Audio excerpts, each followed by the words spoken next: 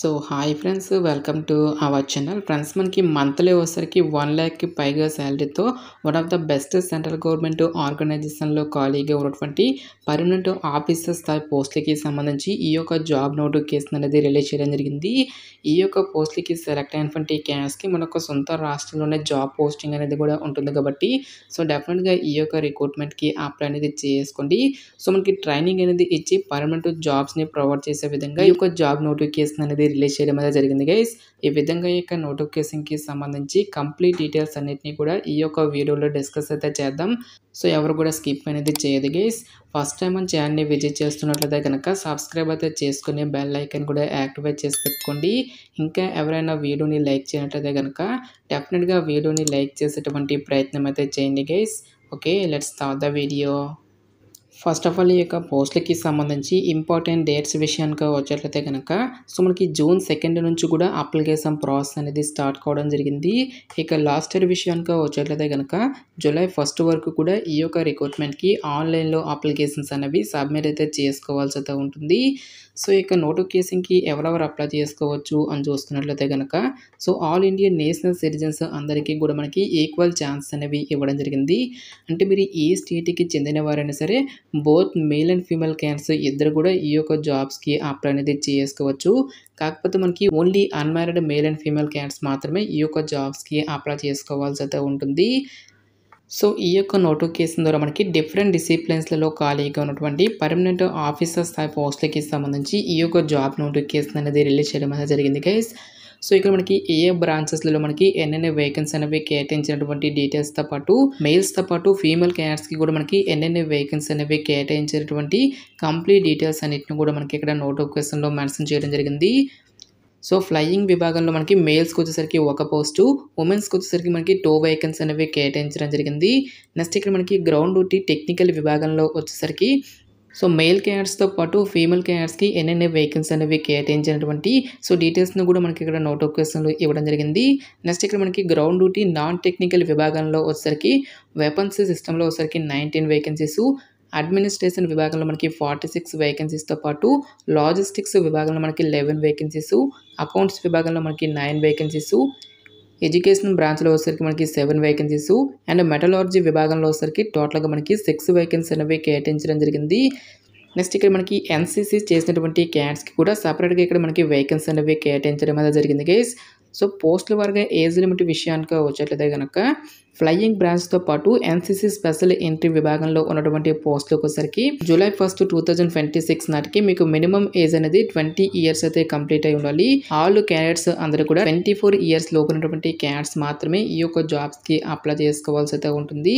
Date of birth కనుక చూసుకున్నట్లయితే కనుక July 2, 2002 నుంచి July 1, 2006 లోపు జన్మించినటువంటి క్యాండిడేట్స్ మాత్రమే ఈ యొక్క జాబ్స్కి అప్లై చేసుకోవాల్సి అయితే ఉంటుంది.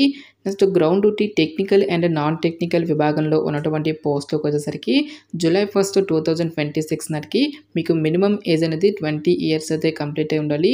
మ్యాక్సిమం మనకి 26 ఇయర్స్ వరకు కూడా అప్లై చేసుకోవడానికి ఛాన్స్ అనేది కల్పిస్తూ ఉన్నారు.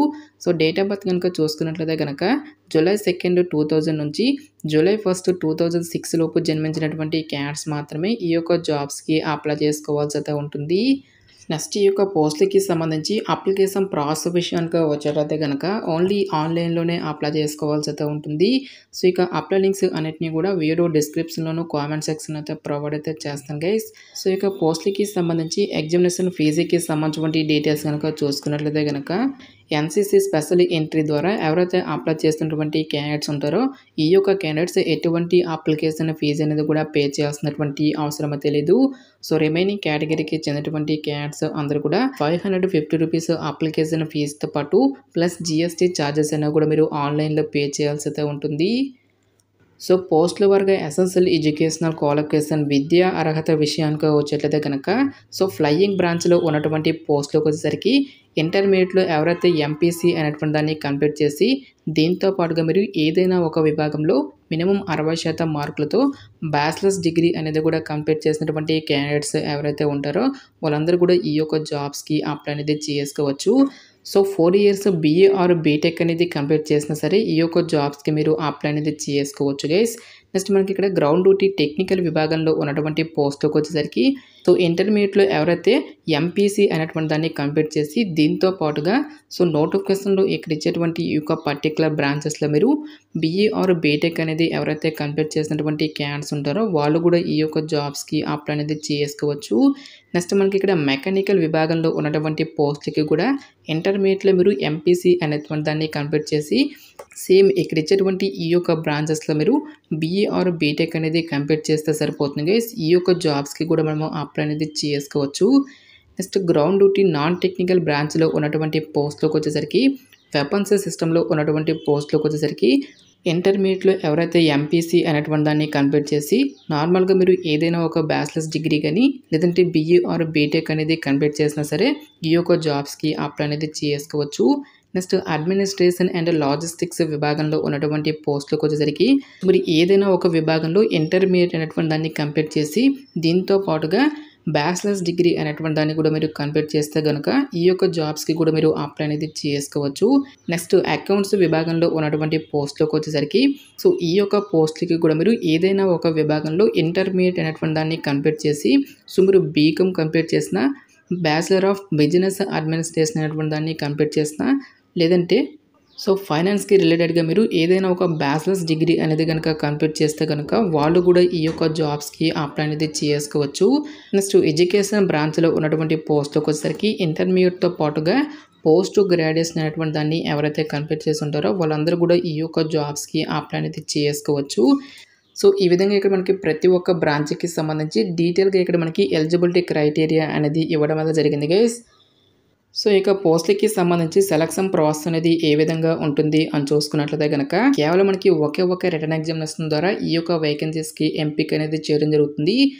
సో టాపిక్స్ కనుక చూసుకున్నట్లయితే కనుక general awareness, verbal ability in English, numerical ability and reasoning, military aptitude test అనేటువంటి ఈ యొక్క పర్టికులర్ టాపిక్స్ నుంచి 100 నెంబర్ ఆఫ్ క్వశ్చన్స్ అనేవి అడగడం జరుగుతుంది. ఈచ్ వన్ కరెక్ట్ ఆన్సర్కి ఇక్కడ మనకి 3 మార్క్స్ అనేవి కేటాయిస్తారు. ప్రతి రాంగ్ ఆన్సర్కి కూడా మనకి 1 మార్క్ అనేది డిడక్ట్ చేయడం జరుగుతుంది.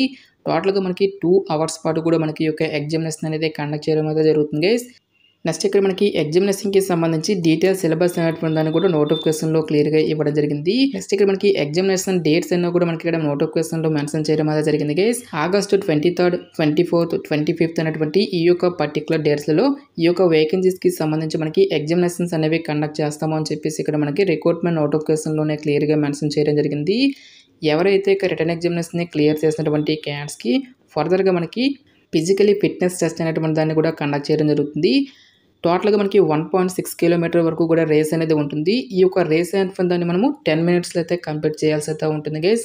నెక్స్ట్ మనకి 10 పుషప్స్తో పాటు 3 చిన్అప్స్ అనేటువంటి దాన్ని కూడా మనము కంప్లీట్ చేయాల్సి అయితే ఉంటుంది.